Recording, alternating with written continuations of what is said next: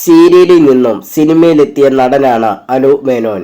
അഭിനയത്തിനു പുറമെ തിരക്കഥാകൃത്ത്, സംവിധായകൻ, നിർമ്മാതാവ് എന്നീ മേഖലകളിലും അനു മേനോൻ തന്റെ സാന്നിധ്യം അറിയിച്ചിട്ടുണ്ട്. നടി സുകുമാരിയുമായി വളരെ അടുത്ത ബന്ധമുള്ള ആളാണ് താനെന്ന് അനു മേനോൻ പലപ്പോഴായി പറഞ്ഞിട്ടുണ്ട്. സുകുമാരിയുടെ മരണത്തെക്കുറിച്ച് സംസാരിക്കുകയാണ് അനു മേനോൻ. അമൃത ടിവിയോട് സംസാരിക്കുകയായിരുന്നു അനു മേനോൻ. സുകുമാരി അമ്മ മരിച്ച സമയത്ത് ഷിംലയിലായിരുന്നു. ബഡ്ഡി എന്ന പടത്തിന്റെ ഷൂട്ട് അവിടെയായിരുന്നു.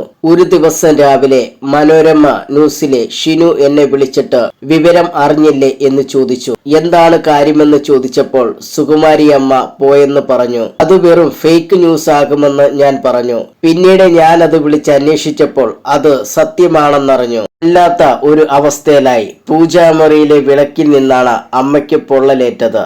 60% കൂടുതൽ പൊള്ളലുണ്ടായിരുന്നു.